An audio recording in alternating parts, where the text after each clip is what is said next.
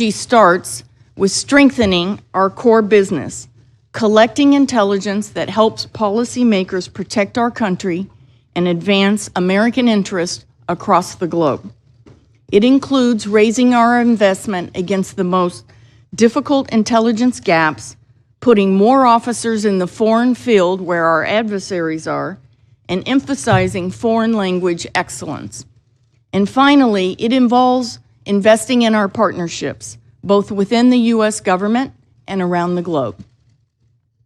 We must do everything we can to follow through on these investments and to make CIA as effective as it can possibly be, because the American people deserve no less than CIA's best effort.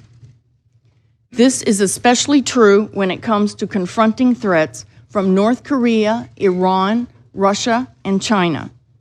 Today, CIA officers are deployed across the globe, sometimes at significant personal risk, collecting critical human and technical intelligence. I have spent my entire career driving operations, and if confirmed, I will be able to leverage that experience beginning on day one.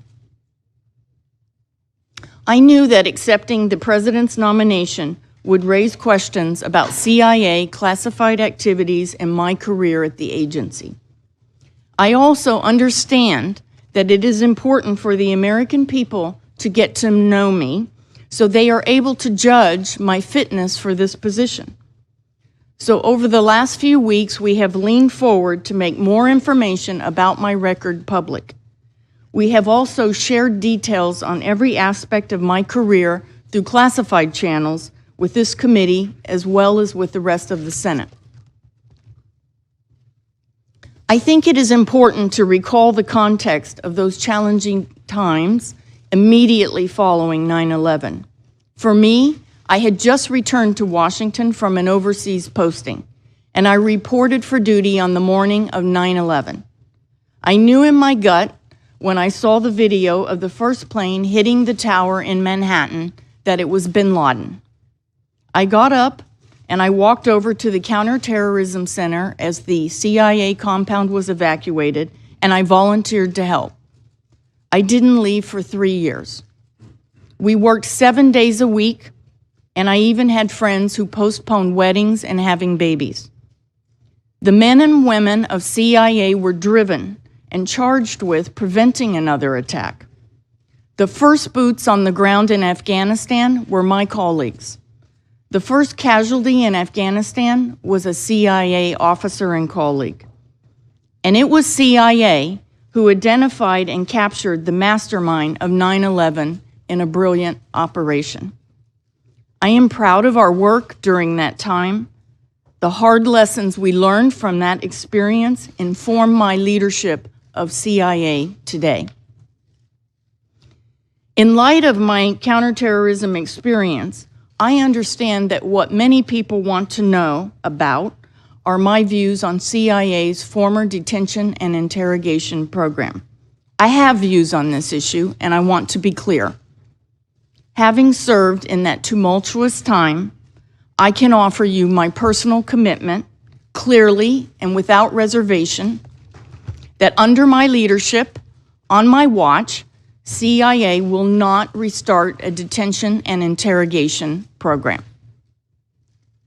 CIA has learned some tough lessons from that experience. We were asked to tackle a mission that fell outside our expertise.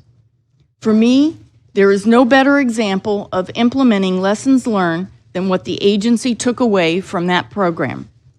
In retrospect, it is clear, as the Sissy Majority Report concluded, that CIA was not prepared to conduct a detention and interrogation program.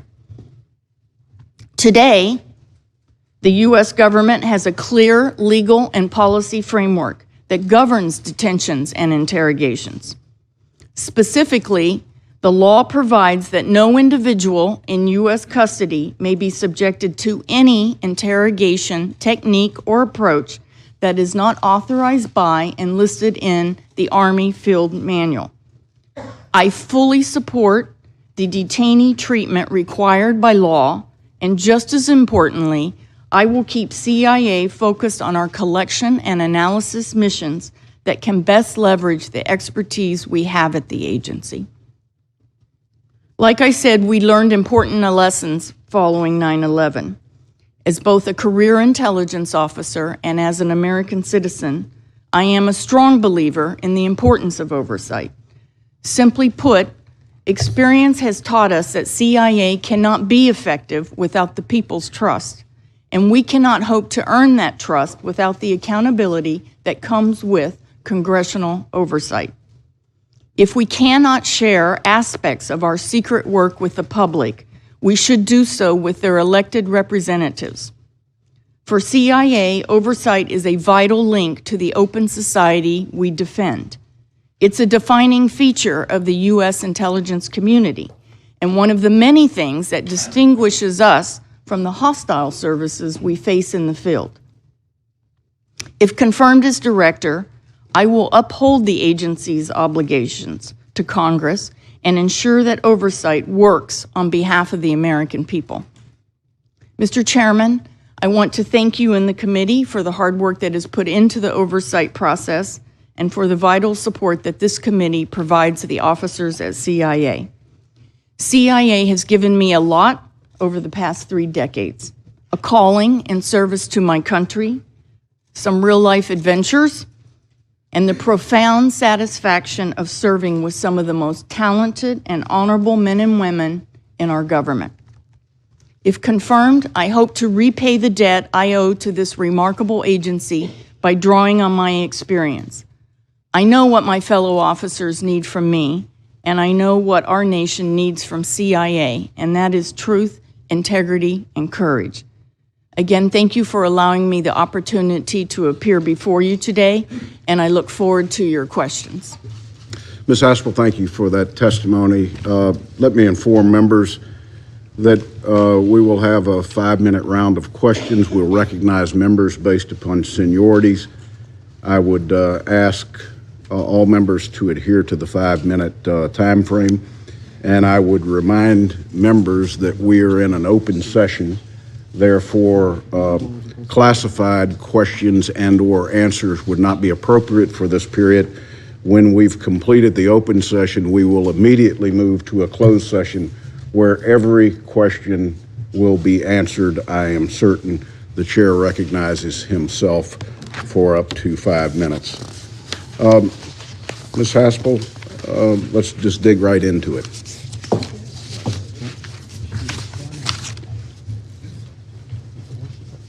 There's been much debate and much news coverage about Jose Rodriguez, the former director of the National Clandestine Service, and his decision to direct the destruction of the detainee interrogation videotapes.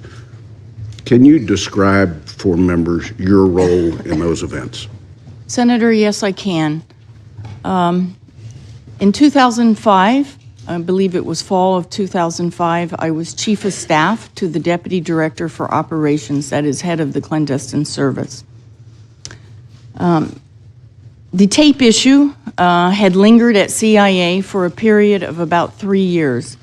I believe the tapes were made in 2002, and over time there was a great deal of concern about the security risk posed to CIA officers who were depicted on the tapes. Those security issues centered on the threat from Al-Qaeda should those tapes be irresponsibly leaked. Mr. Rodriguez, who was the DDO at the time, the Deputy Director for Operations, has been very upfront and has made it clear on a number of occasions publicly that he and he alone made the decision to destroy the tapes. I would also make it clear that I did not appear on the tapes, as has been mischaracterized in the press.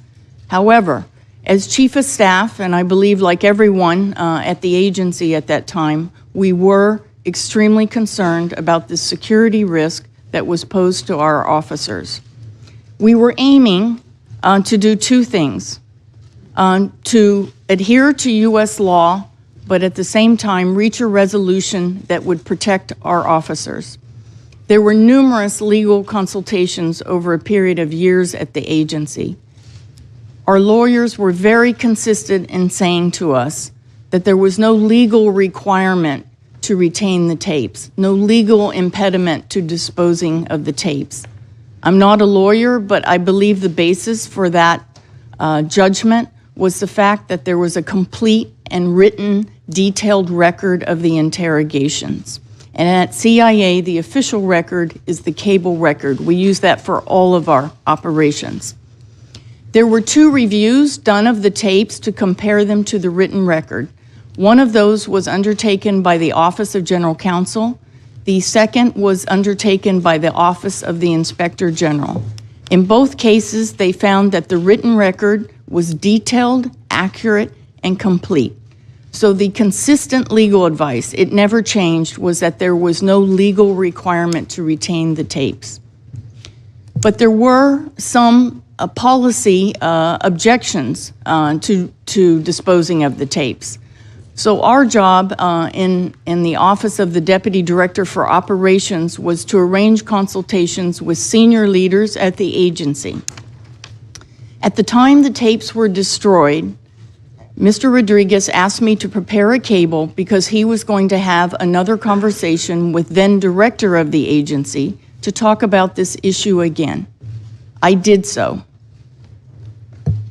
A couple of days later, he released the order he believed on his own authority. He took the decision himself and he said it was based on his own authority. I asked him if he had had the consultation with the director at the time as planned, and he said he decided to take the decision on his own authority. There were 3 investigations, 3 looks at the tapes, inquiries that I know about. One was undertaken by HPSI, the House Oversight Committee. I never saw a report on that, but the chairman at the time said that he found no fault with my actions. There was a Department of Justice investigation that was closed without charges after, I think, more than 2 years. And then there was an internal investigation of the issue conducted by one of my predecessors, Mr. Morrell, who found no fault with my actions and that my decisions were consistent with my obligations as an agency officer. Thank you for that answer. Recognizing my 5 minutes is now up, I recognize the Vice Chairman. Thank you, Mr. Chairman. I'm going to follow up on the question around the tapes, Ms. Haspel. November 4th of 2005, then Senator Levin introduced legislation to create a commission, model on the 9/11 Commission, to look into the agency's treatment of detainees. 3 days later, you drafted the cable. 4 days later, the tapes were destroyed. Were you aware of Senator Levin's actions? And the timing seems very close to acting on behalf of potential congressional action. And in Mr. Morrell's statements, there was comments that that your superior, Mr. Rodriguez, was aware that 2 White House counsels, the Counsel of the Vice President, the DNI, and the DCIA, and the HPSI ranking member had all expressed opposition or reservations about the destruction of the tapes. So were you aware of those facts that Mr. Rodriguez was at least aware of, and were you aware of the actions of Senator Levin when you drafted your memo and then had the tapes subsequently destroyed? Senator Warner, what I recall were the security issues surrounding the tapes. I don't recall pending legislation. I just don't recall What that. about the issue of all of the councils, the Counsel of the Vice President, DNI, HPSI ranking member, the fact there was? Senator, I don't know if I was aware of all of those, but I knew there was disagreement about the issue of the tapes outside the agency, and that is why we were working toward a meeting with the then director to talk about those issues and how we address those concerns of people outside the agency. So I was working toward resolution within a process. Well, with that overhang, I know other members will raise this, the timing seems, I hope I can get some more clarity on the timing. I want to make sure I take my time, though. And I heard your statement about the fact that if you're confirmed, there will never be an interrogation program under your leadership, and you address the issue of the fact that it is against the law. Question I have, with the benefit of hindsight, do you believe the program, in terms of the interrogation program, was consistent with American values? Senator, as we sit here today, and with some distance between us and the events of 9/11, the Congress and indeed our nation have had an opportunity to have a debate about the interrogation standards we want to use as the United States of America. We have decided to hold ourselves to a stricter moral standard for DOD that is defined in the Army Field Manual. I support the United States holding itself to that stricter moral standard, and I support the Army Field Manual. But Ms. Haspel, that is answering on a legalistic. We're asking you to take on a position. I understand with RDI, you were downstream, not part of the policymaking. But if you're entrusted with this responsibility, I need to at least get a sense of what your moral code says about those kind of actions, because there is the potential that this president could ask you to do something. He obviously believes in these procedures, but even if he asks you to do something that is not directly related to detention and interrogation, but if he asks you to do something that you believe is morally questionable, even if there is an OLC opinion that in effect gives you a get-out-of-jail-free card, what will you do in that action when you are the director of the CIA? Senator, my father's watching today. He served 33 years in the Air Force. My parents gave me a very strong moral compass. I support the higher moral standard that this country has decided to hold itself to. I would never, ever take CIA back to an interrogation program. First of all, CIA follows the law. We followed the law then, we follow the law today. I support the law. I wouldn't support a change in the law, but I'll tell you this, I would not put CIA officers at risk by asking them to undertake risky, controversial activity again. Ms. Haspel, my question is this. On a going forward basis, if this president asks you to do something that you find morally objectionable, even if there is an OLC opinion, what will you do? Will you carry that out, that option, and that order, or not? I mean, we're entrusting you in a very different position if you're confirmed. I just need to know what your response to that would be. Senator, my moral compass is strong. I would not allow CIA to undertake activity that I thought was immoral, even if it was technically legal. I would absolutely not permit it. So you would not follow the order if you felt it was? No. I believe that CIA must undertake activities that are consistent with American values. America is looked at all over the world as an example to everyone else in the world, and we have to uphold that, and CIA is included in that. Thank you, Mr. Chairman. Senator Risch. Thank you very much, Mr. Chairman. Ms. Haspel, thank you for undertaking this, and thank you for your many years of service with the CIA. For my colleagues, I'm going to tell you right at the outset, I'm going to support this nomination.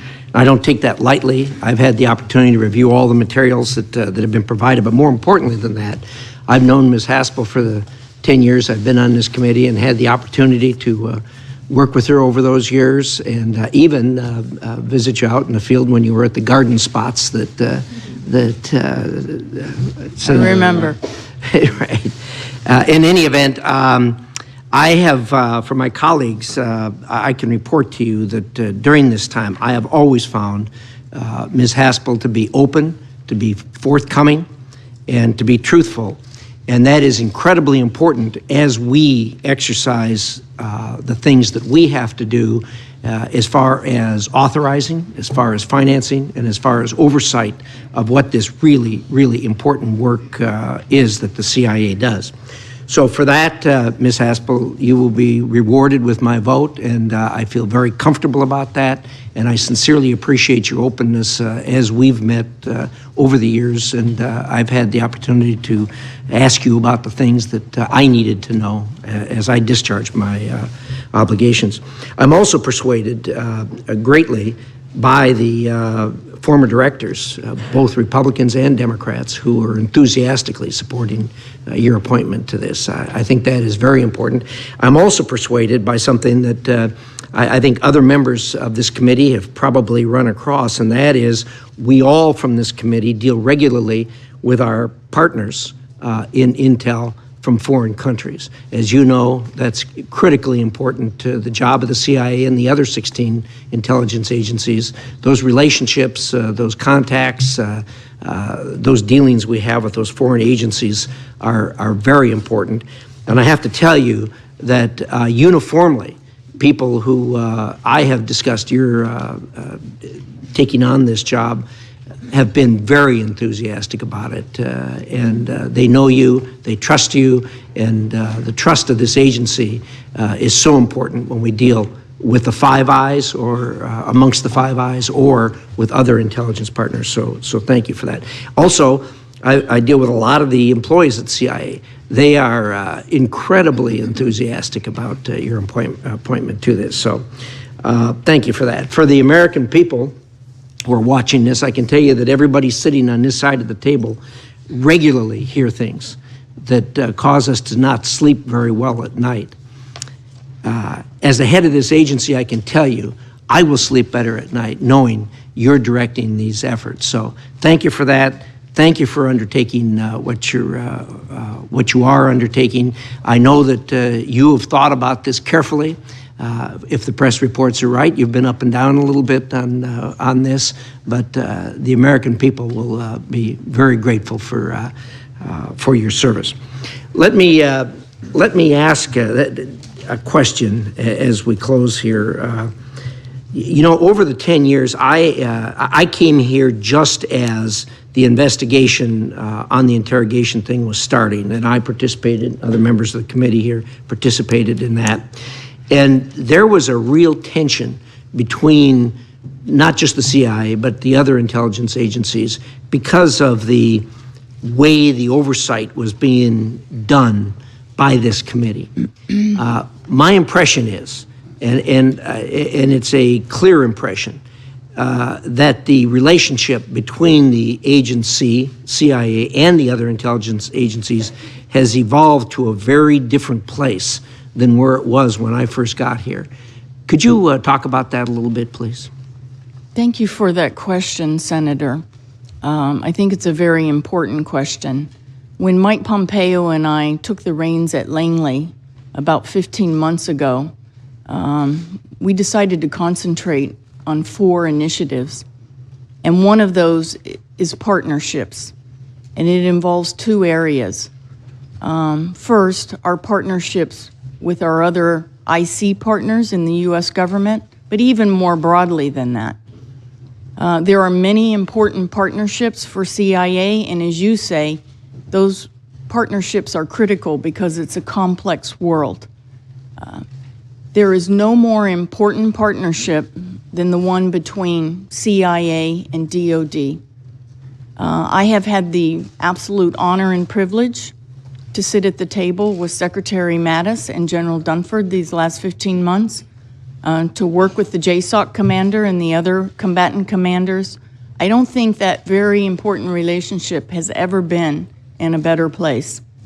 Likewise, NSA is our sister agency. We're very close.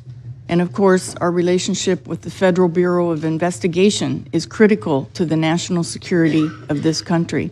But you mentioned something else that's important, and it's a bit of an unheralded story, but the intelligence services of our closest allies do amazing things for the national security of this country each and every day. And I can't talk very much about it in this open session, but they do incredible things that advance our national security on the terrorism and proliferation fronts in particular. And we owe a great deal of gratitude to those allies. Thank you for that. Gentleman's status expired. Senator Feinstein. Thank you very much, Mr. Chairman. Good morning, Ms. Haskell. Good morning, Senator Feinstein. While many nominees have classified backgrounds, you are very unique.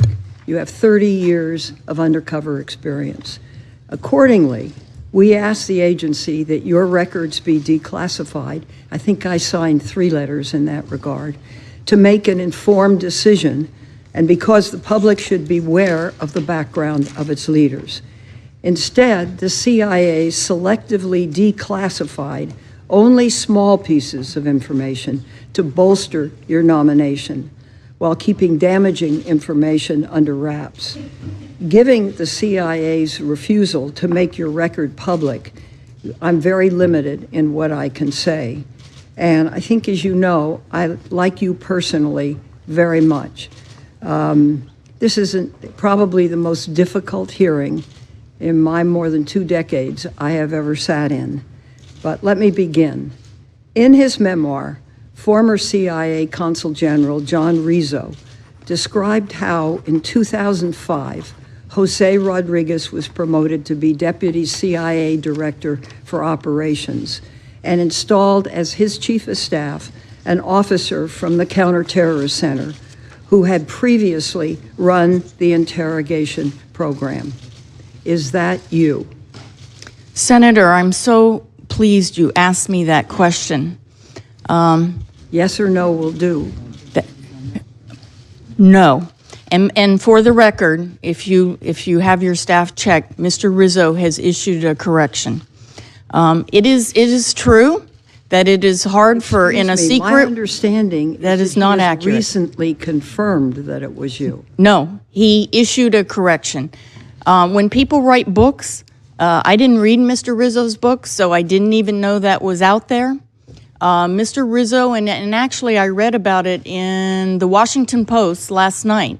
Eric Wemple, I believe, wrote a story talking about the failure of certain organizations to correct their facts, and that was one of them. And he noted that Mr. Rizzo, about 10 days ago, he was wrong.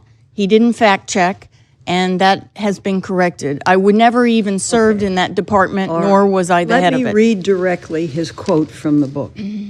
Several weeks later, Porter promoted Jose Rodriguez to the position of Deputy Director for Operations, Jim Pavitt's former job. Once more, Jose installed as his Chief of Staff an officer from the Counterterrorist Center who had previously run the interrogation program.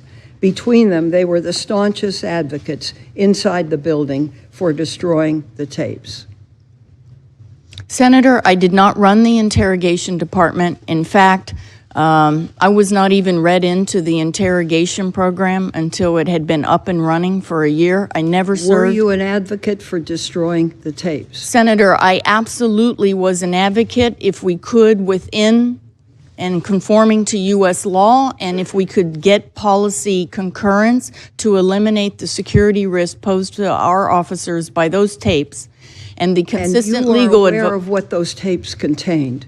No, I never watched the tapes, but No, I but understood you- that our officers' faces were on them and that was very dangerous at a time when there were unauthorized disclosures that were exposing the program. But it also exposed how the program was conducted, because they were tapes of the actual interrogation of 92 detainees, as I understand it.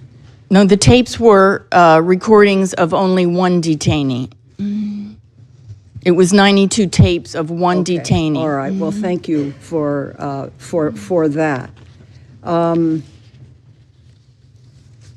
Let me, in November and December of 2002, did you oversee the enhanced interrogation of al-Nashiri, which included the use of the waterboard as publicly reported?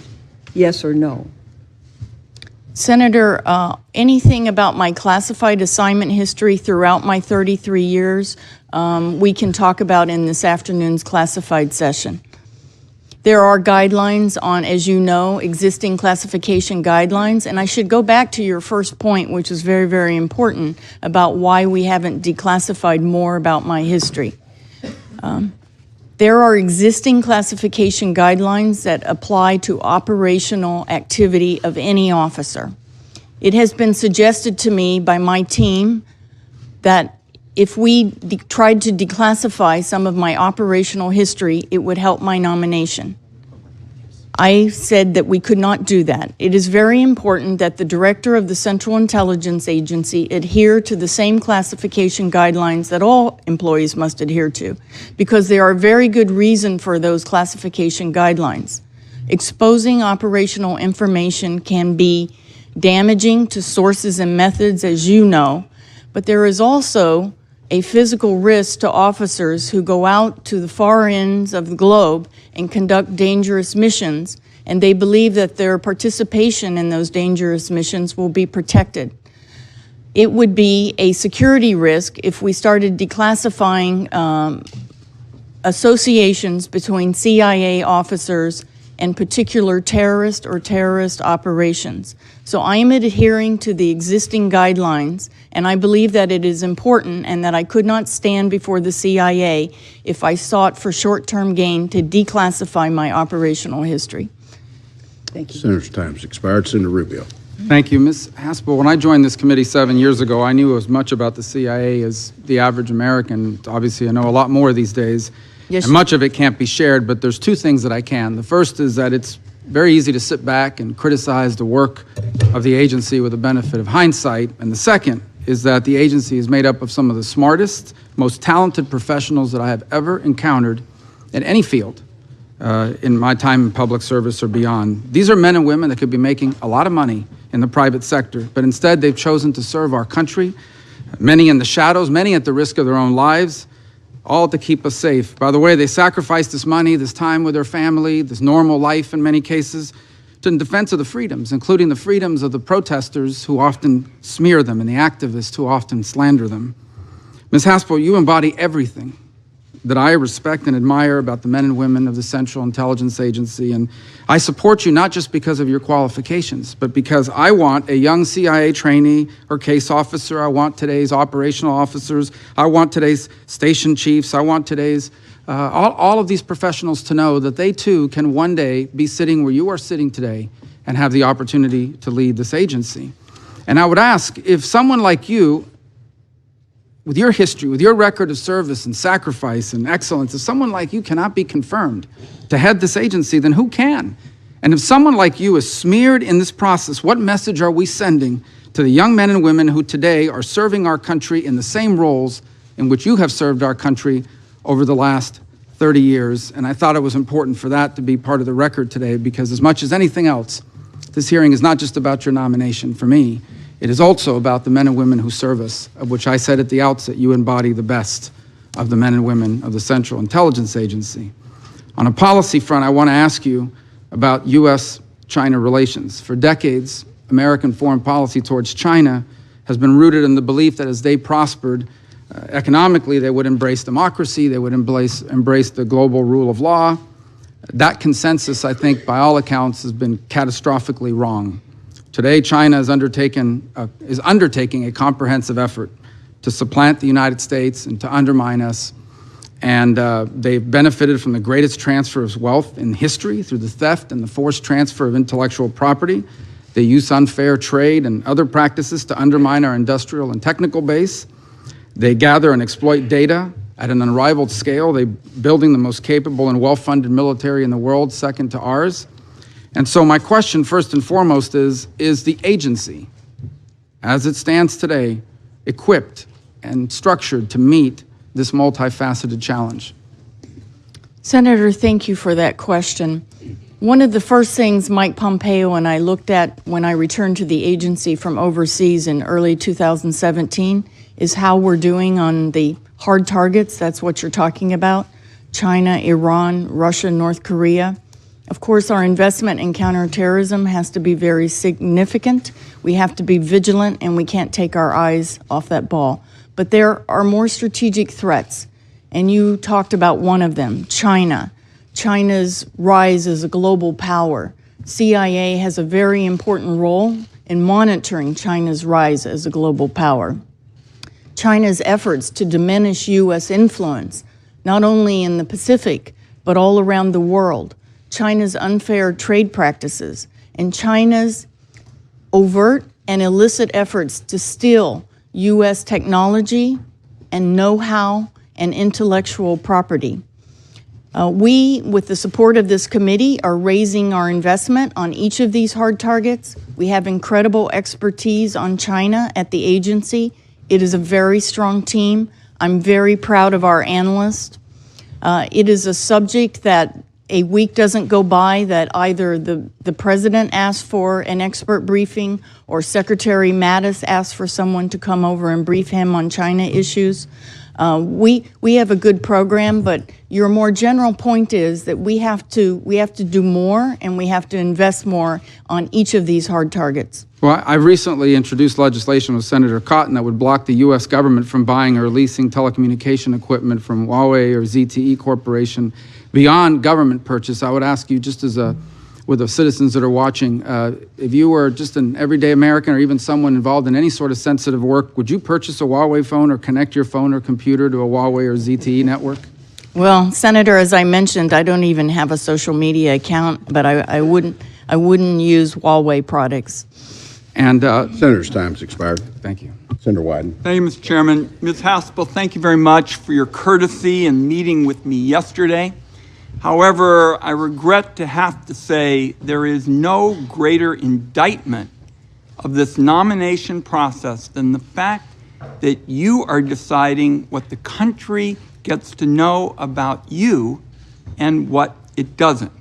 And so far, the American people have only been given information that is designed to help you get confirmed. Everything else has been classified.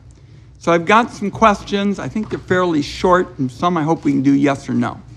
Now, you publicly released the Morell report, which some have cited as reflecting favorably about your involvement in the destruction of interrogation tapes. Do you have any objection this morning to the public release of the Durham investigation, which would give the American people more information on the same topic and which does not come from the CIA? Senator, just to be clear, the request for the declassification of the Morell memo was in response to a member on this committee. I have not read the Durham report, and I don't know the classification, so let me take that for the record, if I may. But do you have any objection? Well, I haven't seen it, so I haven't read it, so I don't know.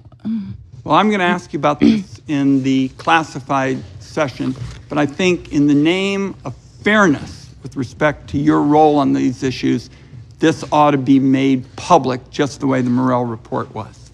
Now, on Sunday, the Washington Post reported that unnamed officials were pushing back against accusations that you supported torture in one of our biggest papers in the country. Between 2005 and 2007, the program was winding down. The CIA was capturing fewer detainees and waterboarding was no longer approved. During that time, did you ever call for the program to be continued or expanded? Senator, I think like all of us who were in the Counterterrorism Center and working at CIA in those years after 9/11, we all believed in our work. We were committed. We had been charged with making sure the country wasn't attacked again, and we had been informed that the techniques in CIA's program were legal and authorized by the highest legal authority in our country and also the president.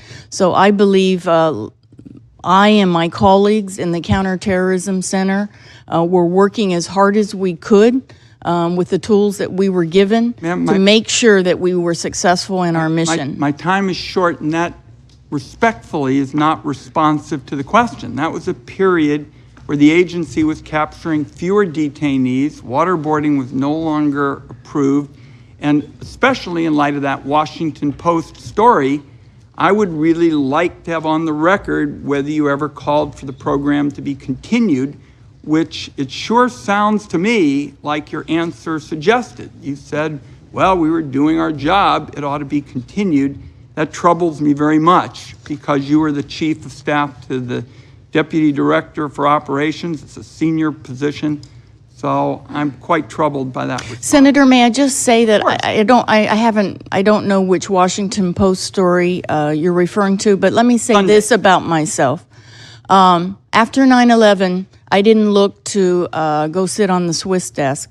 I stepped up. I was not on the sidelines. I was on the front lines in the Cold War, and I was on the front lines in the fight against al-Qaeda. I'm very proud of the fact that we captured the perpetrator of 9/11, Khalid Sheikh Mohammed. I think we did extraordinary work. To me, the tragedy is that the controversy surrounding the interrogation program, which as I've already indicated to Senator Warner, I fully understand that, but it has cast a shadow over what has been a major contribution to protecting this country. I respect a number of those points. I just am trying to get some answers here to questions that I think are particularly relevant. According to a press story today about the destruction of the interrogation videotapes, Jose Rodriguez told you in advance that he was going to take matters into his own hands. Did that conversation happen? Senator, no, it did not. Mr. Rodriguez indicated to me that he planned to discuss it with the then director, Goss. Let me see if I can get one last in on it. When did you become aware that the cable authorizing the destruction of the interrogation videotapes had been sent? Senator, as chief of staff, it's a desk-bound job, so I was at my desk at least 12 hours every day, and I could see my computer screen. So it was shortly after Mr. Rodriguez, who sat right across the hall from me, had released the cable. I'm over my time. I'll ask some more about this in the classified session. Thank you, Mr. Chairman. Senator Collins. Thank you, Mr. Chairman. Senator Jack Reed and I co-sponsored the McCain-Feinstein bill that banned waterboarding and other enhanced interrogation techniques because we viewed them as contrary to American values and tantamount to torture. So let me ask you a series of questions. First, were you involved in any way in the creation of the enhanced interrogation program? Senator, I was not, and I was not read into the program until about a year into its existence.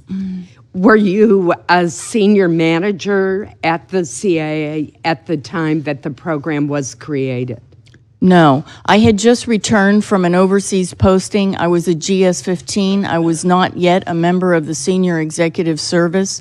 I was assigned as a deputy group chief. That's pretty far down the totem pole in a program that had nothing to do with the detention and interrogation program. You said that the program had already been in effect for some time before you were read into it.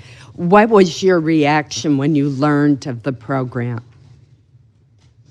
Senator, it was a new subject for me. As I said, we lacked interrogation expertise at the agency.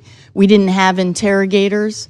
I was told that interrogation experts had designed the program, that the highest legal authority in the United States had approved it, and that the President of the United States had approved it, as well as a trusted leadership at the Central Intelligence Agency. Have your views of the program evolved in the years following the attacks on our country on 9/11? Senator, they have. I think it's very important. I think for any leader, as you go through a career, you have to learn the leadership lessons. I'm not going to sit here with the benefit of hindsight and judge the very good people who made hard decisions, who were running the agency in very extraordinary circumstances at the time. But as I mentioned to Senator Warner, this country has had the opportunity to reflect because we have some space. We're not fearing another attack, and we have deliberated about the standard we want to use in interrogations, and that is the Army Field Manual. The very important thing to know about CIA is we follow the law. We followed the law then, and we follow the law now. But I would never permit CIA to resume an interrogation program. So that's a very good segue into a very important question. As a candidate, President Trump repeatedly expressed his support for waterboarding. In fact, he said we should go beyond waterboarding. So if the CIA has a high-value terrorism suspect in its custody, and the president gave you a direct order to waterboard that suspect, what would you do? Senator, I would advise, I do not believe the president would ask me to do that, but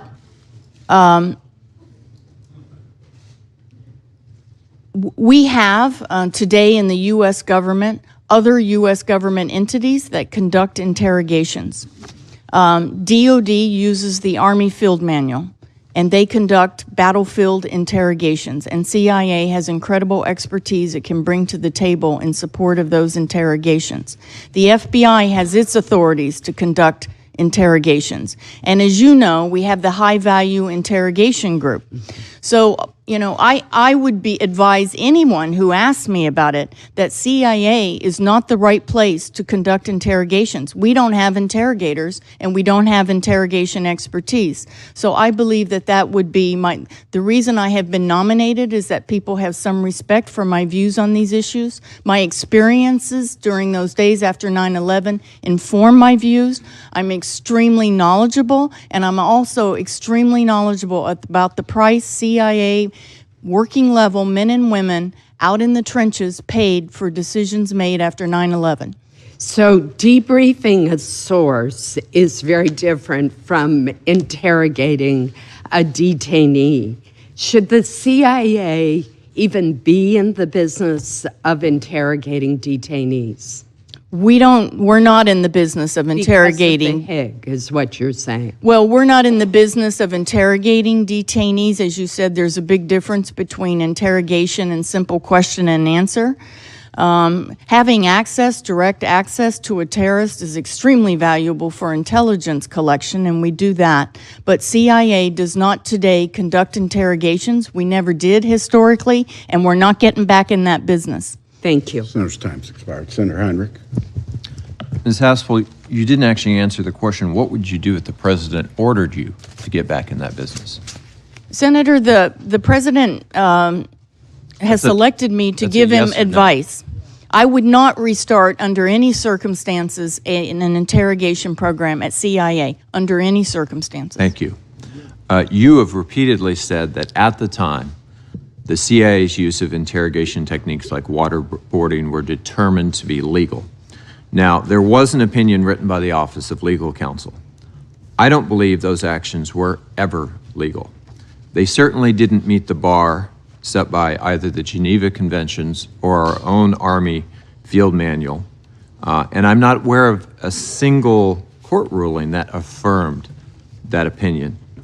Today, I'm not really interested in whether you believe those techniques were legal, but I am interested in the question that Senator Warner asked you. We got a very legalistic answer to that question. Let me ask you again, were these the right thing to do? Are they consistent with American values, fundamentally? What do you believe? Senator, I believe very strongly in American values and America being an example to the rest of the world. That is why I support the fact that we have chosen to hold ourselves to a stricter moral standard. But that's about Congress and all of us. I want to know what you think. I think that we should hold ourselves to a stricter moral standard, and I would never allow CIA to be involved in coercive interrogations. Where was that moral compass at the time?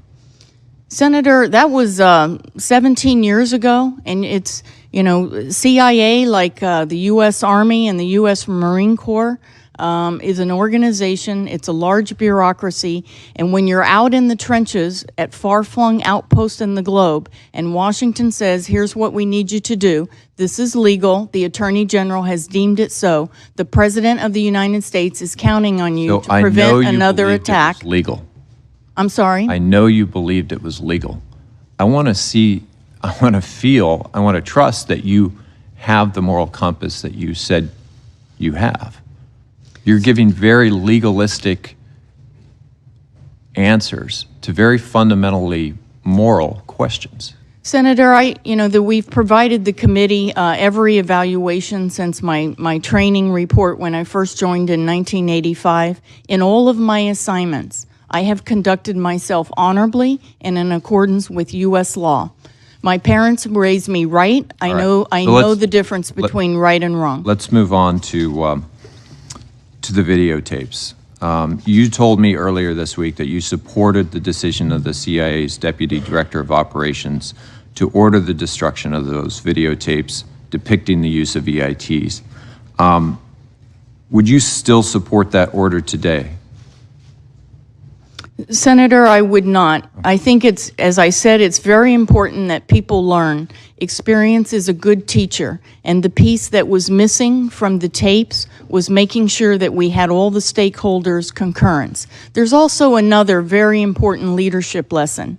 And as director of CIA, when your officers are concerned about their physical security, you can't let it languish in your inbox Absolutely, for 3 I years agree. with no action. We should support that security. Why couldn't the agency have simply digitized that video and then blacked out the faces of any agents in those videos? Why actually destroy the videotapes? Doesn't that feel like a cover-up, even if it isn't? Senator, I don't think we were worried about official release. This was at a time when the entire program was the subject of unauthorized leaks, and someone was found guilty of those unauthorized leaks. So the concern was an irresponsible leak of our officers' faces to the world, not an official release. No, I understand that, but if you would have blacked out the agents' faces, destroyed the videotapes, and then kept a digital record, that would have addressed those security concerns. Senator, I'm just not a technical person, so I don't. It's not that complicated. Well, I don't, Senator, I don't know if that was considered or not. Do you think that a transcript that says the detainee continued to scream or the detainee appeared to be drowning has the same gravity, the same reality as an actual video? Senator, I never saw the videos. I do know that we keep very complete and almost verbatim records in our cable traffic. But I think that the issue was the security risk posed to our officers. Thank you. Gentleman's time's expired. Senator Blunt. Thank you, Chairman. Ms. Haspel, we haven't really mentioned the broad support that you have had publicly from Democrats, Republicans, people who've run this agency in the past, people have associated with, frankly, people that this committee members on this committee have shown great respect and regard for, have shown that same respect and regard for you. I heard General Hayden, former CIA director, say the other day that he would be incredibly comfortable when the president was making decisions. He may have said, maybe even more than comfortable, he said he would feel more secure or something like that if you were the person in the room. That's really what we're talking about right now. We're not talking about what happened 17 years ago. We should be talking about what might happen 17 days or 17 weeks from now. I thought General Hayden actually captured my exact feeling on this topic. The importance of you being in the room, your mastery of the facts, your broad understanding of what has happened during your career all over the world, the cause, the result, the relationships, all of those things. This is a term I think is often overused, and I try not to use it very often, but it is the truth to power. You're in the room, you understand the facts. Talk about your sense of obligation to present those facts and to speak truth to power at a moment when it matters. Senator, thank you. Truth to power is one of CIA's most important missions. Like with any new administration, CIA has to demonstrate to the new team what we can bring to the table. I'm incredibly proud, even though I come from the operational side, I'm incredibly proud of the analyst at CIA. That's really our face with policymakers, including the Congress. They do an incredible job on the President's daily brief each day. They do an incredible job on the expert briefings they provide to inform the important decisions our policymakers must consider. As I mentioned, there isn't a week that doesn't go by that I am not the subject of a request to have an analyst by name come over and talk about some of the big issues. Our North Korea team has a superb reputation. Our China team is running all over this town. They're so busy providing briefings. We are all about bringing the most sophisticated, objective, all-source analysis we can to make sure that the president and his team have the best intelligence that we can deliver. It is hugely important.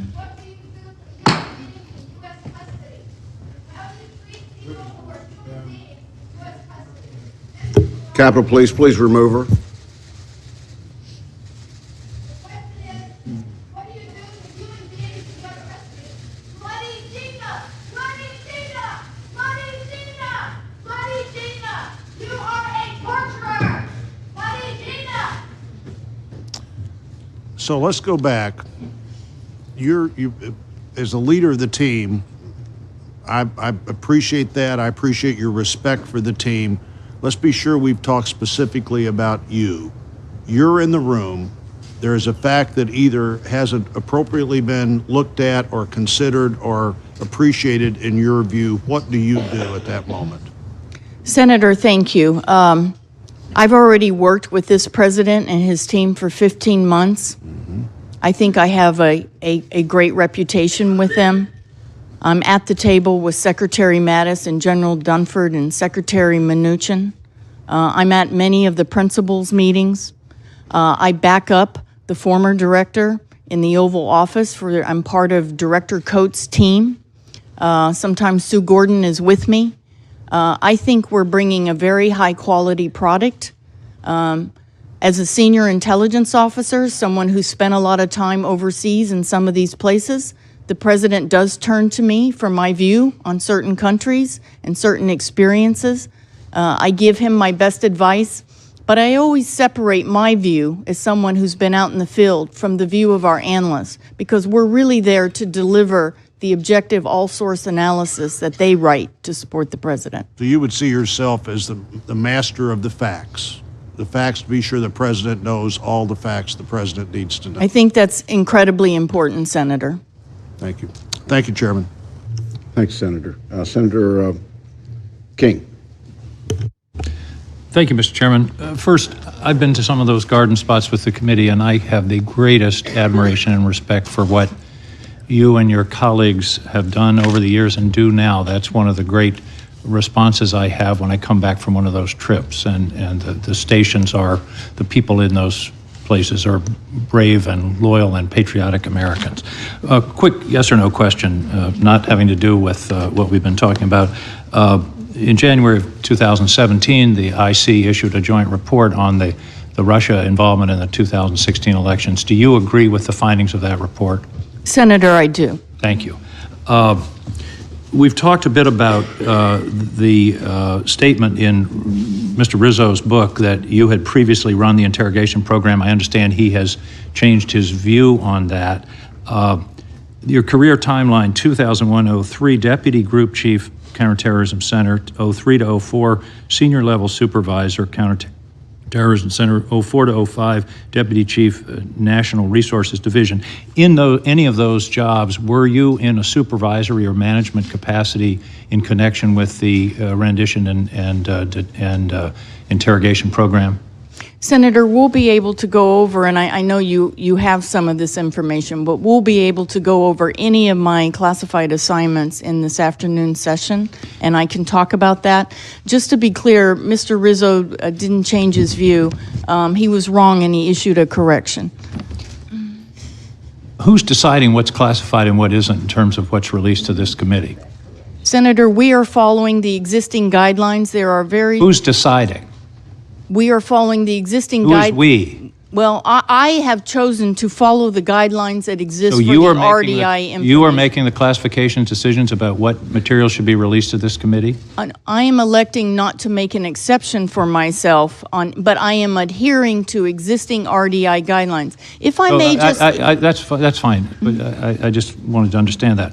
With regard to the cable, Mr. Rodriguez said that he asked you to ask two questions of the lawyers the day before the drafting of the cable. One was, was it legal to destroy the tape? Second, did he have the authority Did you mention to those lawyers the intention to issue a cable that would destroy the tapes when you asked those two questions, or were those the only questions you asked? No, Senator, I explained that Mr. Rodriguez wanted to get resolution on this issue and that he was planning to have a conversation with the director about it, and he needed to have revalidation of those 2 points. And when you drafted the cable, is that correct? Yes, at his Isn't request. it common practice in the CIA when a cable, particularly of this importance, is drafted, that it be copied to various parts of the legal establishment within the CIA?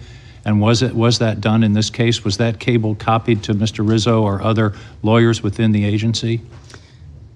Senator, there was robust coordination with the lawyers at CIA Were they on copied this on issue. the cable? Mr. Rodriguez chose not to copy the lawyers on the cable because he took the decision on his own authority and he wanted to take responsibility for it. He has been very clear and upfront about that. And you were aware, because you drafted the cable, that the lawyers weren't copied on the cable? But I knew that the lawyers had been consulted in a meeting and consulted over many times over 3 years.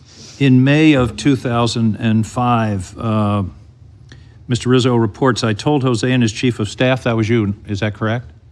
I can't recall if I talked to them separately or together. They were crestfallen because they were now on notice that the DNI, 2 successive White House counsels, and the vice president's top lawyer had weighed in strongly against destroying the tapes. Do you recall that conversation? Senator, I don't recall that specific conversation. However, I was aware that there were some objections, and that is why Jose was going With all to go back respect, to the those director. aren't some objections. Those are very straightforward prohibitions by your superiors to not destroy the tapes, were they not? Senator, I don't recall that specific conversation. But you do know, and Mr. Morrell in the report which has been released says something similar. He said, the record is clear that Mr. Rodriguez, and I presume you, was aware that 2 White House counsels, the counsel of the vice president, the DNI, the DCIA, and the HIPSI ranking member had either expressed opposition or reservation about the destruction of tapes. Did you know that at the time you drafted that cable? Senator, I don't believe I knew that entire list, but I knew there were some objections, and that is why we were going back to the director of the Central Intelligence Agency. Final question, was it a matter of coincidence that this decision was made to destroy the tapes in the same week that 2 major stories appeared in American newspapers? The 11th Amendment was being considered and the McCain Amendment was on the floor of the U.S. Senate. Was it a mere coincidence that that was after 3 years of delay, the decision was taken to destroy the tapes? Senator, I don't believe in the Directorate of Operations front office we were aware of legislation. The lawyers may have been aware. I do not believe There's a we broader were question, aware. not legislation. I'm talking about stories in the newspapers. There's a great deal of public interest just that week in the whole interrogation question. Were you aware of that when you made this decision? Senator, I do not recall being aware of that. Senator's time expired. Chair would note at this time, since there's been a reference to declassification, I just want to draw a distinction that the Durham investigation done by the Department of Justice is not in the purview of the Central Intelligence Agency. Any decision to declassify or keep classified is a Department of Justice decision, and I just wanted to separate that from the discussions about Ms. Haspel's background at the agency. With that, the chair recognizes Senator Langford. Mr. Chairman, thank you very much. Ms. Haspel, thank you not only for your over 3 decades of work for our nation, the lack of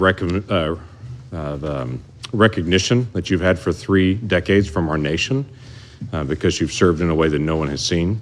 So this is an opportunity we get to be able to say thank you to you for a lot of years of a lot of service, being able to protect our nation. It's also pretty remarkable in some of the dialogue today as I go through the very long list of people that have recommended you and that are both Republican and Democrat, and to be able to see the reports that have been written by the inspectors general about you, about previous DOJ about you, that have cleared you of any concerns and that have reaffirmed you. And whether it is President Obama's director of the CIA, John Brennan, or whether it's Jim Clapper, Director of National Intelligence for President Obama, Henry Kissinger, John McLaughlin, Mike Morrell, Mike Mulcahy, John Negroponte, Leon Panetta, George Tenet, the list goes on, of people that have looked at your record and that have examined it and said you'd be a qualified leader for that. That speaks well of your history and of your leadership, and we appreciate that very, very much. Let me ask you a little bit about some ongoing threats that are coming at us we haven't had much time to talk about today. Let's talk about the very serious counter-narcotics threat that's coming at us in some of the changing situations that's happening in our hemisphere, dealing with drug trafficking organizations and international drug trafficking in particular. What do you sense is a role the CIA should have in the ongoing work to be able to do counter-narcotics work in our hemisphere? Senator, thank you very much for that question. And you've been a big supporter of CIA's counter-narcotics work. But when I returned from my overseas posting in early 2017, I was frankly shocked at what I saw was happening in our country, particularly in places like my home state of Kentucky, where there's a real crisis. But I think the number is 63,000 Americans we lost last year. We're losing 115 Americans a day. That seems to me to be an extraordinary crisis for our country. I would like to talk about this, if we could, some this afternoon. But as you know, CIA does have a fairly modest program to try and stop the flow of drugs from coming across our southern border: heroin, cocaine, and fentanyl. We work very closely in Central America and Latin America to try and stop that flow. I've been talking to our team at CIA headquarters about this for several months. I've asked them to come up with some options to grow that program. We have extraordinary support for that program on this committee. But I think in light of the fact that we're losing 115 Americans a day, that we're losing almost a generation in some places, that we have to do more. CIA is not the primary agency, but we can do a lot, but it has to be a whole of government effort. All right, so flip on that into the cyber activities and some of the cyber threats we have. Some of those cyber threats are changing internationally. There were criminal gangs in other countries that were trying to steal credit cards, steal information, and to be able to sell that out there. Now there are some governments that are using the criminal gangs in their own country, and they become this strange hybrid that's out there between a criminal gang sometimes and a government entity at other times. And we're very dependent on trying to be able to identify where these threats are coming from and who those threats are coming from. What is needed with CIA, and what do you anticipate would be the need to be able to help our nation be able to determine who the threats are and where they're coming from? Senator, you're quite right that it's a growing threat, and it's another area where you have to have a whole of government effort. And it's a very murky world, as you point out.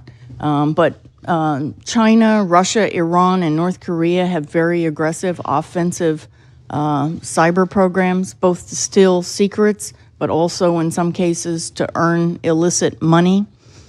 CIA can probably make the biggest contribution in collection about these other countries' activities and various groups' activities so that we can inform the U.S. government agencies that have to mount our defense. And everyone in the U.S. government has been struggling, as all Western governments are, on what is the most effective way to organize yourself for cyber defense.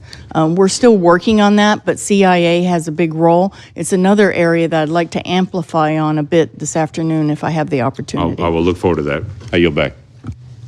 Senator Manchin. Ms. Haspel, I want to thank you, first of all, for your service to our country, and also I thank you for your efforts on drugs. We're our ground zero in West Virginia, and we need everybody in this fight because it is a war, and we must win it. Let me ask the first, what was your thoughts and greatest concerns for the United States of America after the 9/11 attack? I think for probably every American, it was also surreal. But what I was very worried about, and we weren't wrong about this, is that other attacks were being planned. So I think everyone in the U.S. government, probably across the board, but certainly in the intelligence community and FBI, we all felt that we had let the American people down somehow. We didn't know these attacks were coming, and it was very important to identify who was behind these attacks and stop future attacks. I think back on that day, and I remember it very vividly, as if it was just happening this morning, but I remember that the only thing I cared about, first of all, my first thought was anybody in my family harmed that day. Next of all, anyone that I might have known or related to or thought about or had acquaintances with. Next of all, my final thought was any other Americans harmed? That's all I cared about. What was this doing and what Mammoth? I thought about history, Pearl Harbor. How did we react as a nation after Pearl Harbor? I remember the cruel and unusual internment of Japanese Americans. And we've never gone down that road again. And our thought process would have been there. But let me go another step further. After 9/11, had any laws or rules for CIA procedure changed because of the attacks, of those attacks? And did we change any procedures after that? You're saying you would never do it now. You said you would say no to the president because that's not where we're going, that's not where you want the CIA to be. Were those changed after that?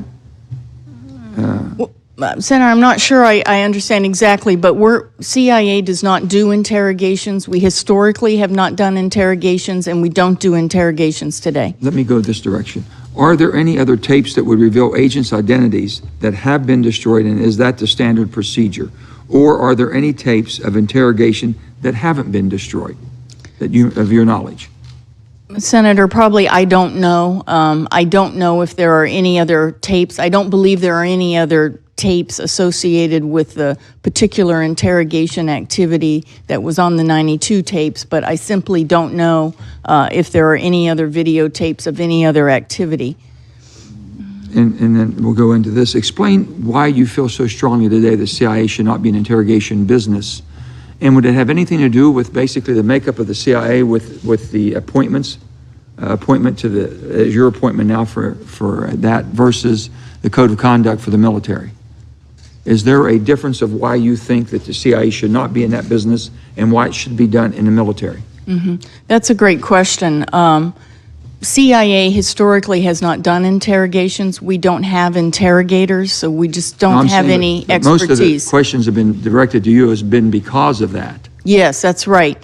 And why DOD, of course, does do battlefield interrogations, and that is why we have the Army Field Manual. We have very clear legal and policy guidance for those DOD interrogations, which I support. And then, of course, the FBI has its own authorities for interviewing terrorist suspects. And then, as we mentioned, we have the high-value interrogation group, and CIA is part of that. We support that with substantive expertise about a particular group or an individual, but we don't conduct interrogations. And I know you stated strongly, that's why you would feel very compelled to tell the president, no, this is not something we do, and it's not our line of work. I just think there are other U.S. government entities that are suited to holding detainees, and that isn't CIA. Let me say this about the CIA and being on this committee for 1 year and on armed services for 6 years prior to that. When I speak to the West Virginia citizens today, I brag about what you all do in the clandestine services and the people they provide to serve for our country to keep us safe. I have never, ever seen the quality of people at that level to make the sacrifices they make and to make sure that they understand the importance and how successful and how good they are, is that for a country that has a target on its back the way the United States has had since 9/11, and probably will for a long time, to be as safe as we have in the most troubled world, in the most dangerous world, with the terrorist mentality. I want to thank you on behalf of every West Virginian in this country for the job you all do. Thank you, Senator. Thanks, Senator. Senator Cotton. Thank you, Mrs. Haspel, for your many decades of service to our country and for taking on this new role despite the accusations, entirely false, you know, that you would face from some of my colleagues in the Senate and from the media, some of these protesters we've seen here today. I'm very grateful to you, as I know that all the men and women of the CIA are grateful. I have to clear up some of the things that have been said here before. Senator Warner said that he worried about the message we would be sending if we confirmed you to the director of CIA. Well, let's look at that from the other direction. What message would we be sending if we didn't confirm you to the CIA, to the men and women of the CIA? To the GS-15s who may be asked to take on a controversial position that a future administration with new lawyers might not like. And for that matter, what message does overwhelming Democratic opposition to your nomination send? In fact, if you had been nominated by President Obama, or if Hillary Clinton had won and nominated you to be the CIA director, how many votes do you think you would have gotten to be confirmed as CIA director? You don't have to answer. I also have to take exception to what Senator Warner said when he called an opinion of the Office of Legal Counsel that was signed off by the Attorney General of the United States as a get-out-of-jail-free card. Do you believe, acting under the legal approval of the Attorney General, that you or any other CIA officer should have gone to jail and you needed a get-out-of-jail-free card? You can answer that one, please. Senator, CIA follows the law. That's exactly what I thought. Let's turn to the circumstances of what the Counterterrorism Center was doing the days you were there. I think Senator Collins asked an excellent sequence of questions that got at many of these points. I just want to tie a bow on some of them.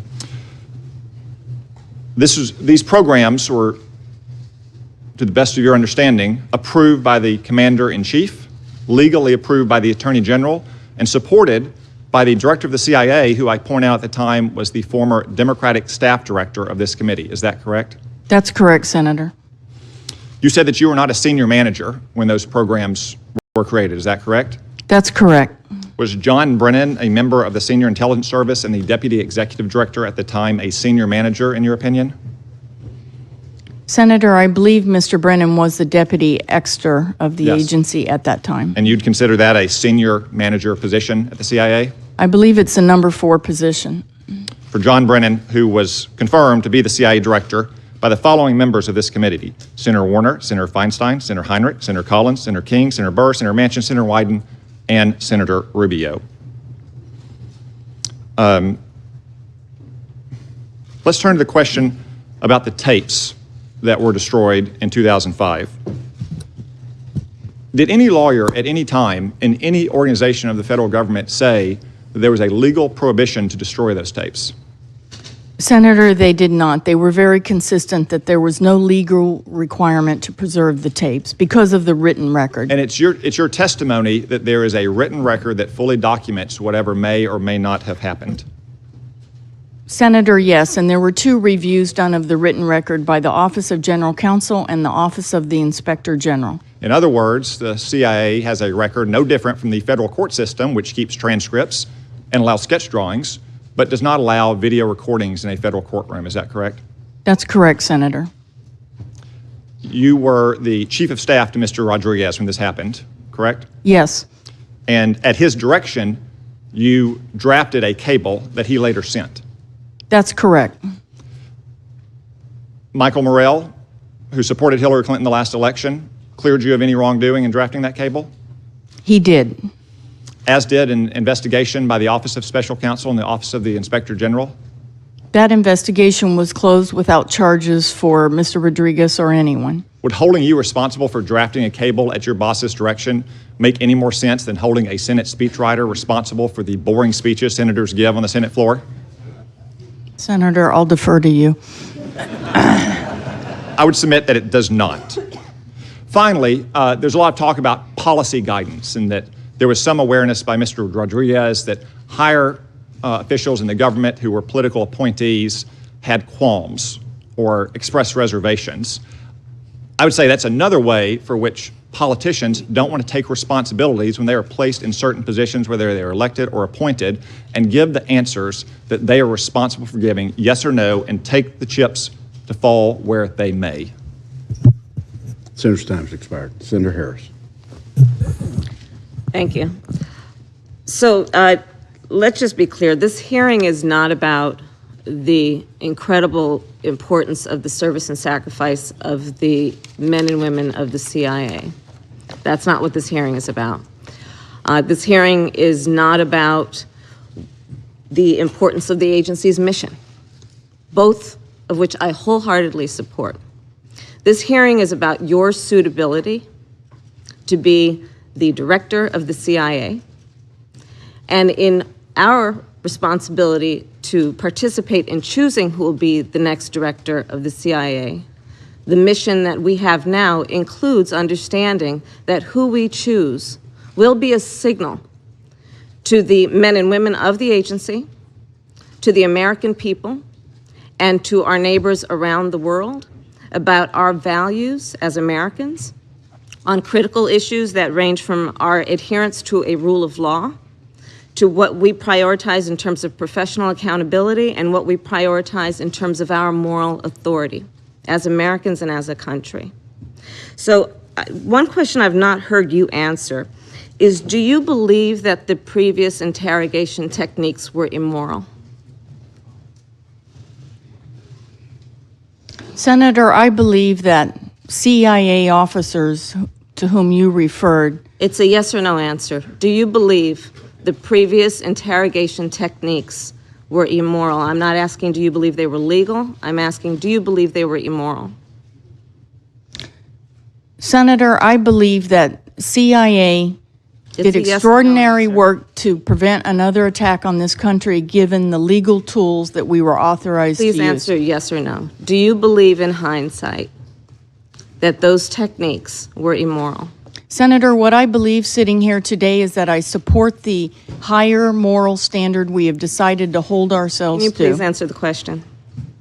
Senator, I think I've answered the question. No, you've not. Do you believe the previous techniques, now armed with hindsight, do you believe they were immoral? Yes or no? Senator, I believe that we should hold ourselves to the moral standard outlined in the Army Field Manual. Okay, so I understand that you've not answered the question, but I'm going to move on. So I understand that you, from previous answers, are serving as the authority over whether or not CIA information concerning you will be classified or not.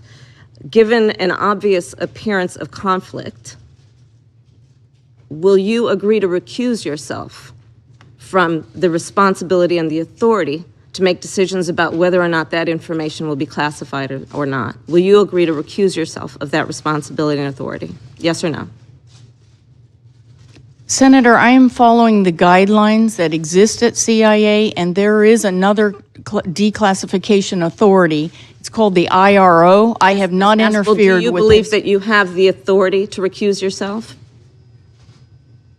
I'll take that for the record. I may have the authority to recuse myself. Assuming I'm not a you lawyer. do. I'm not sure about that. Assuming you do, and I believe you do, will you agree to recuse yourself from the responsibility and the authority of making decisions about what CIA information about you and your record will be classified or declassified? Senator, if I had agreed with the proposals that have come up because people thought it would be advantageous to me, I think I would have been abdicating my responsibility to follow the rules that everyone at CIA follows.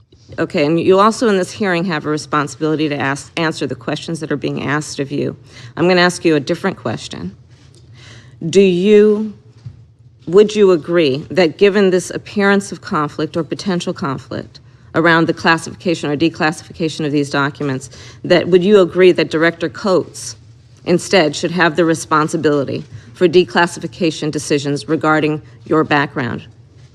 Senator, I think one important thing is that this committee plays a unique role to review the classified record, and we have sent over every piece of paper we can lay our hands on about my classified record, all of my evaluations over a 33-year career. And I hope every senator has had the opportunity to look at that classified material. Indeed, I have. But I have another question for you then, because I only have a few minutes left. I only have a few seconds left. The president has asserted that torture works. Do you agree with that statement? Senator, I don't believe that torture works. I believe that in the CIA's program, and I'm not attributing this to enhanced interrogation techniques, I believe, as many people, directors who have sat in this chair before me, that valuable information was obtained from senior al-Qaeda operatives that allowed us to defend this country and prevent another attack. Is that a yes? No, it's not a yes. We got valuable information from debriefing of al-Qaeda detainees, and I don't think it's knowable whether interrogation techniques played a role in that. Thank you. My time is up. Senator Cornyn. Ms. Haspel, I note that one prominent national security expert has said that if President Obama had nominated you to be director of the CIA, it would be an easy decision to support your nomination.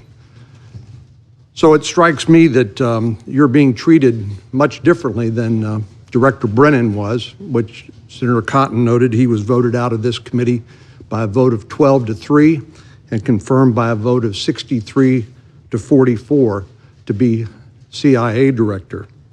So it strikes me, and this is not a question for you, this is an observation by me, that you and this president are being held to a double standard, and I think that's regrettable.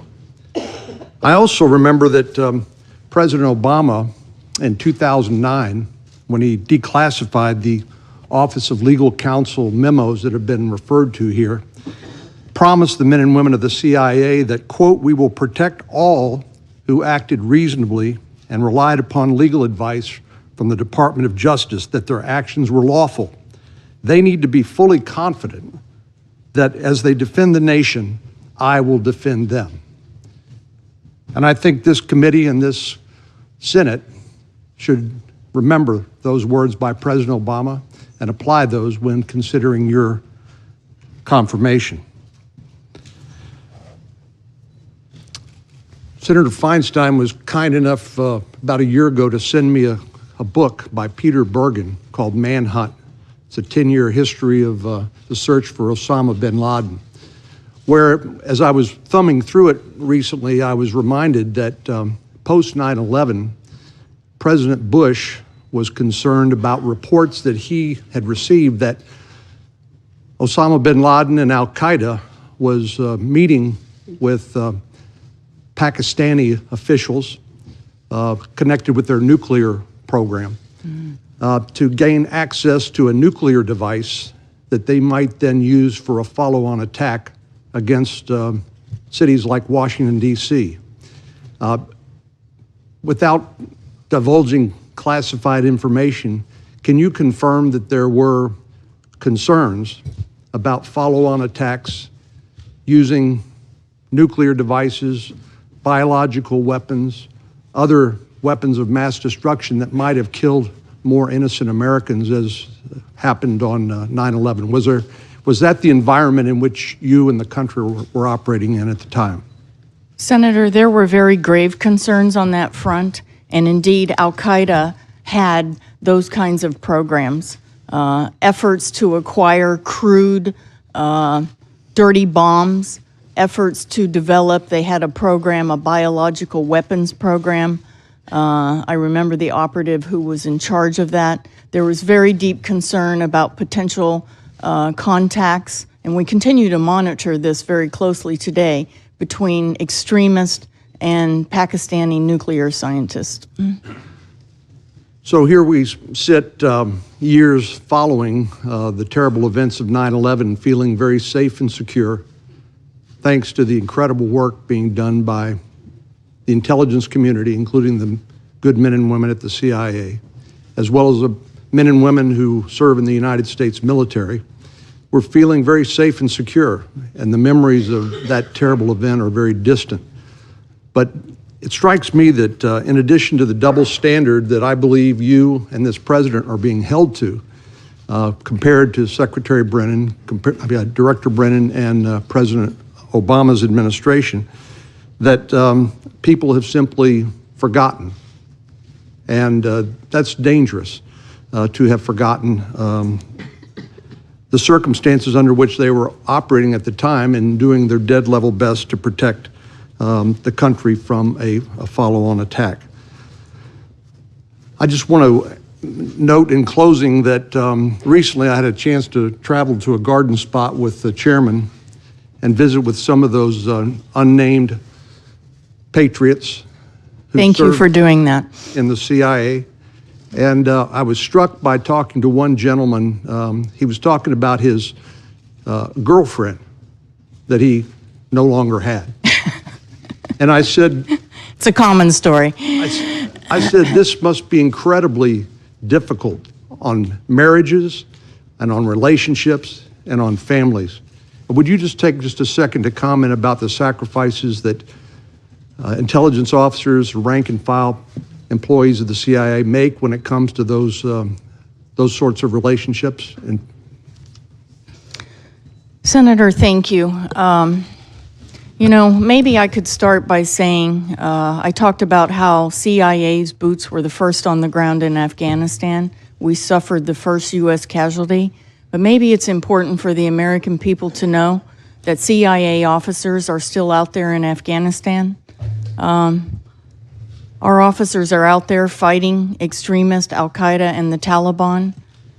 We have 125 stars on our memorial wall now. Many of those, it's shocking how many stars we've added. I believe we added 7 stars to our wall last year. Perhaps I could cite one personal example of an officer who worked for me. She was the most extraordinary woman. She was our #1 Al-Qaeda expert. I worked with her in the Counterterrorism Center. She was having her 3rd baby in those days following 9/11, but we needed her because she had such deep expertise. She later worked for me on terrorism issues in a foreign capital, and then she went to Afghanistan, and she and 6 colleagues were murdered by a suicide bomber who penetrated our base. These are very real sacrifices. These are my friends and colleagues. All of us at CIA have a commitment and an honor-bound obligation to uphold the memory of those officers, mothers who've left their children to go to the field and sometimes have given them their all in service of this country. I thank Senator Cornyn and Senator Reid. Thank you, Mr. Chairman. Thank you, Ms. Haspel. You've been working with the administration now for 15 months. You've had the opportunity to brief the president. Have you ever been alone with the president? Senator, I'm usually there with Senator Coates, a brilliant analyst who delivers the actual analytic briefing, and usually the National Security Advisor, the Vice President. There have been allegations, Mr. Comey, one, that while he was alone, the president asked for a personal pledge of loyalty. If you were ever approached by the president and asked for a personal pledge of loyalty, what would you respond? Senator, my only loyalty is to the American people and the Constitution of the United States. I am honored bound and will work very hard to deliver to this president and his administration the best performance and intelligence CIA can deliver. And if you were approached in such a way and such a demand was made of you, would you inform this committee and the Congress that you had been so approached? Senator, I've worked very closely with this president. I don't believe that such a circumstance would ever occur. CIA has been treated with enormous respect, and our expertise is valued for what we bring to the table. If it occurred, would you inform the committee? Senator, it's a hypothetical. I don't think it's going to occur. I'm very confident about that. It does not seem to be a hypothetical. People have alleged that that has happened already. Senator, I don't know anything about that conversation. Okay. Now, Senator Harris was asking you about the morality of the enhanced interrogation techniques, the waterboarding. At the time that you were involved in it, in fact, fairly directly, you expressed no moral concerns. In fact, you have suggested that it was good tradecraft in that it contributed to information that was developed. If one of your operations officers was captured and subject to waterboarding today or tomorrow or the next day, Senator will suspend. Capitol Police will remove.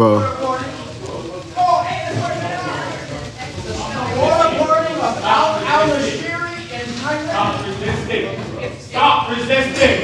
It's on the record. Stop resisting! You guys don't know the secret weapon.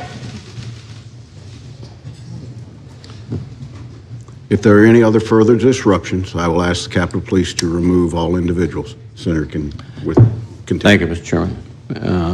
If one of your operators were captured, subjected to waterboarding and enhanced interrogation techniques, which you, I believe, supervise, Would you consider that to be moral, since perhaps the other entity did not have legal restrictions, and good tradecraft, as you appeared to do when you were involved in it previously?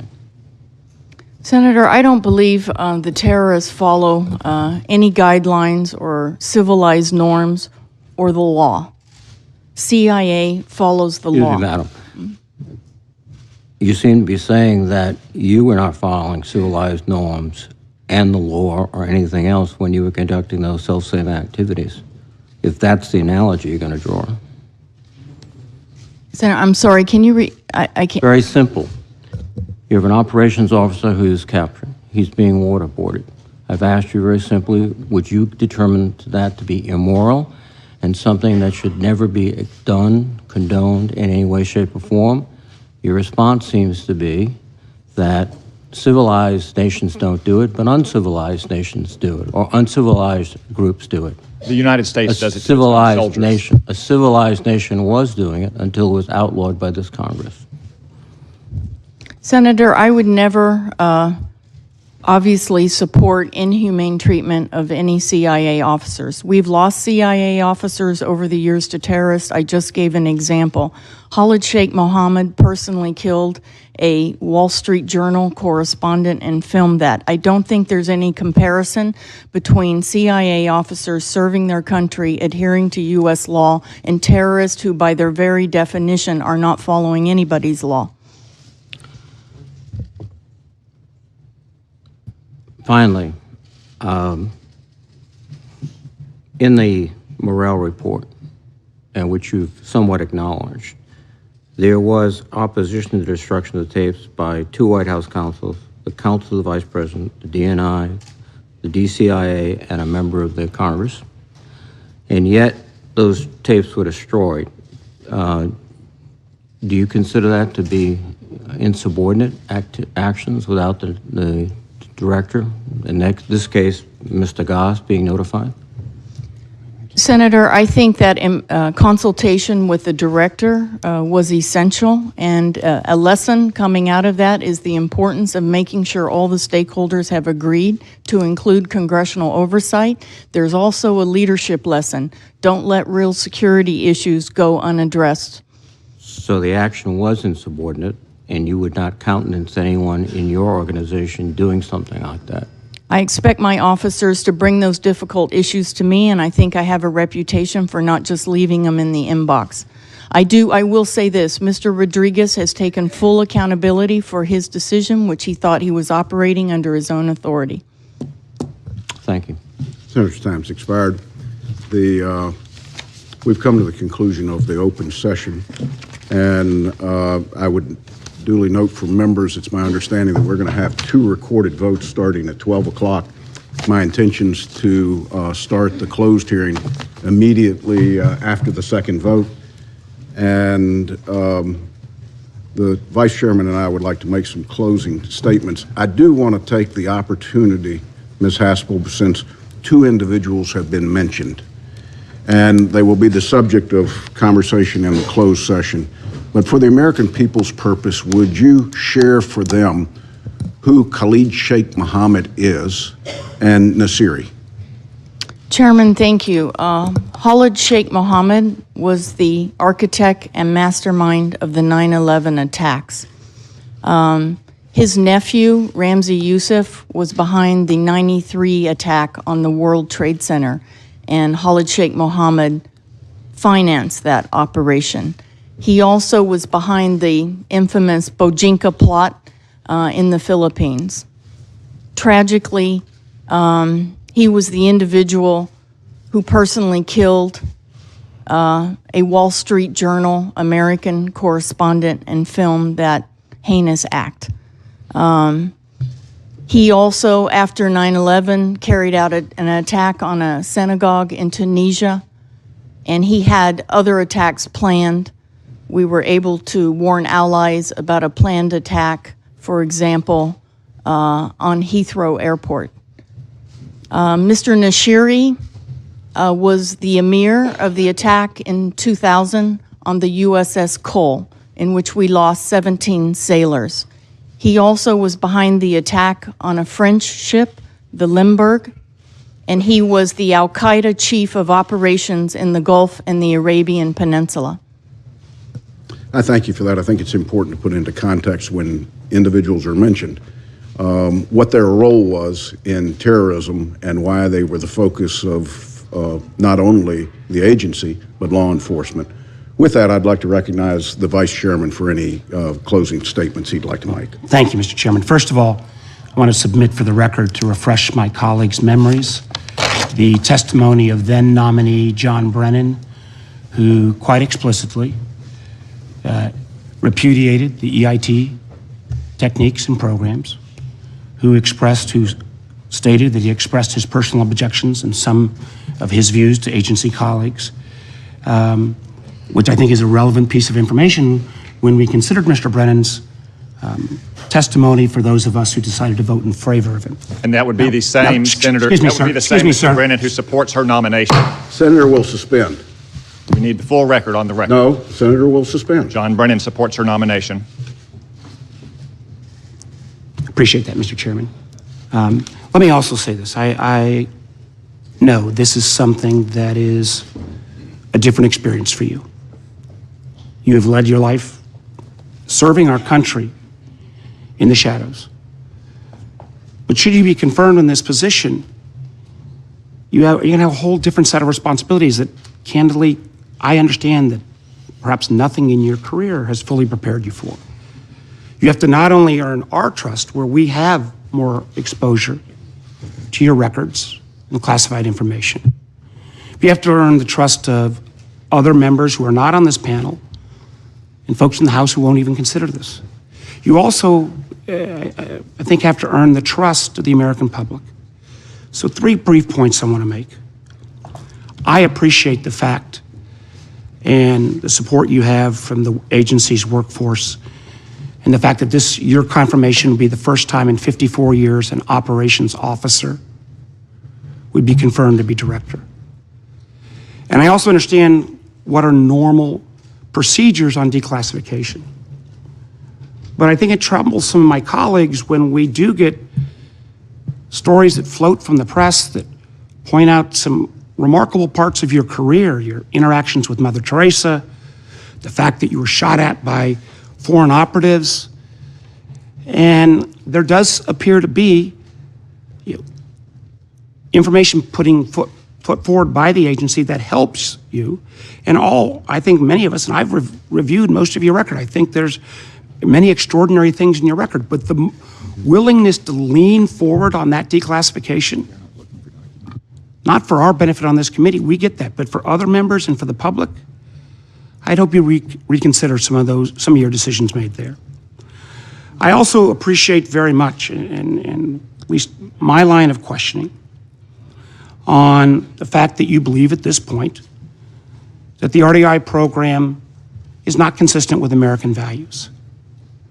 I wish you would have said that more clearly and more directly.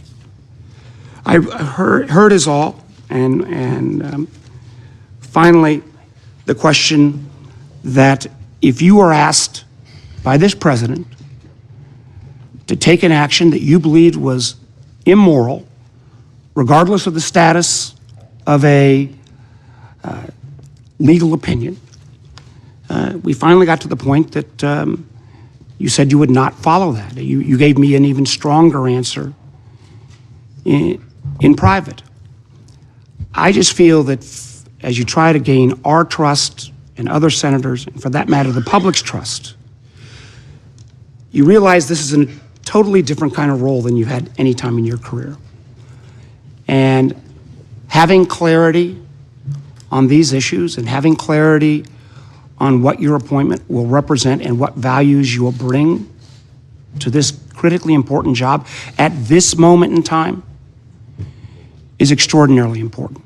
My hope and prayer will be that as we consider this nomination, the more you can bring us that clarity, for those of us who want to give you that fair consideration that you deserve, and candidly, the extraordinary service you provided our nation is so important.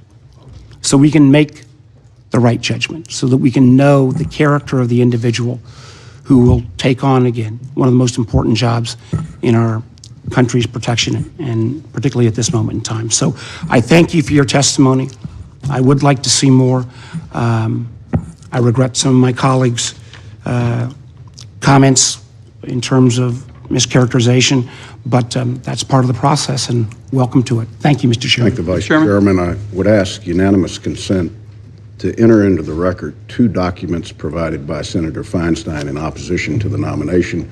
One from myself, a statement of support from Attorney General Michael McCasey. I would expand my unanimous consent to include any documents that are for or against the nomination. And I would ask unanimous consent that every member be given the opportunity for additional follow-on questions.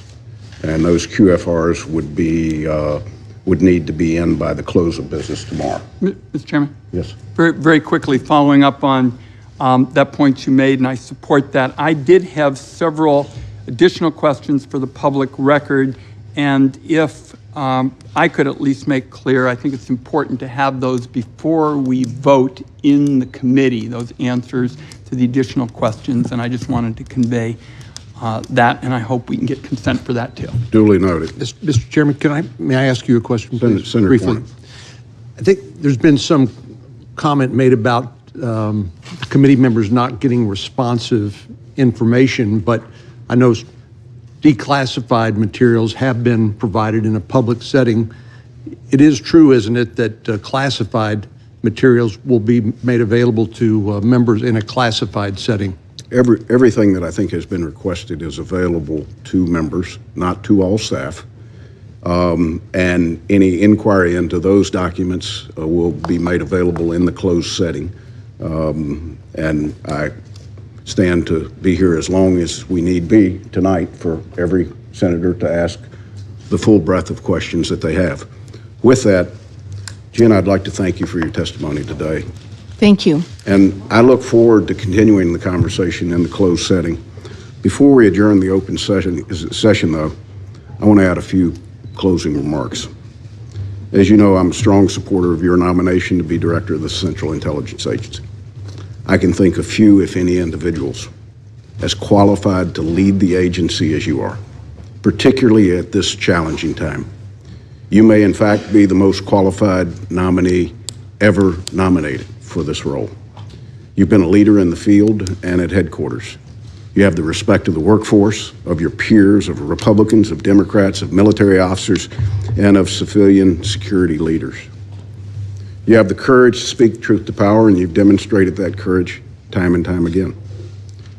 You're intimately familiar with the threats facing our nation. Where others can discuss world events, you've lived them. For you, there's no learning curve. You have a vision for the agency and its future.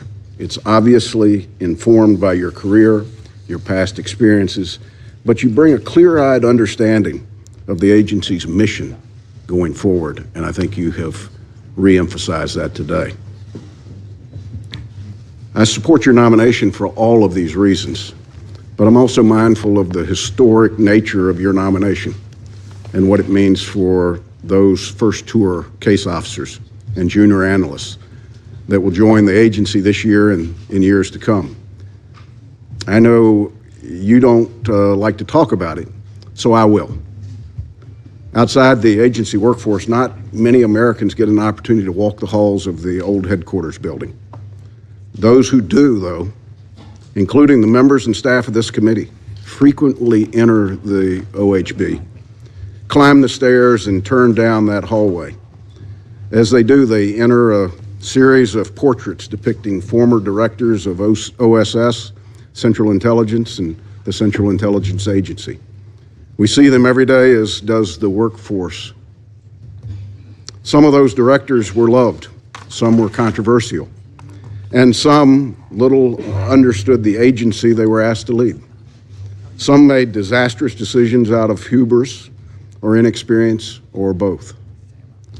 But one thing is common. All of the portraits are men. Many want to make your nomination about one small piece of agency's past. Most of us, though, are looking towards the agency's future. I think it's important to remember Director Brennan's, to put in context Director Brennan's not only time there and his testimony, but the fact is that you're being criticized for not speaking up when you were there, and nor did he. And I want to make sure that we don't hold you to a different standard for any reason.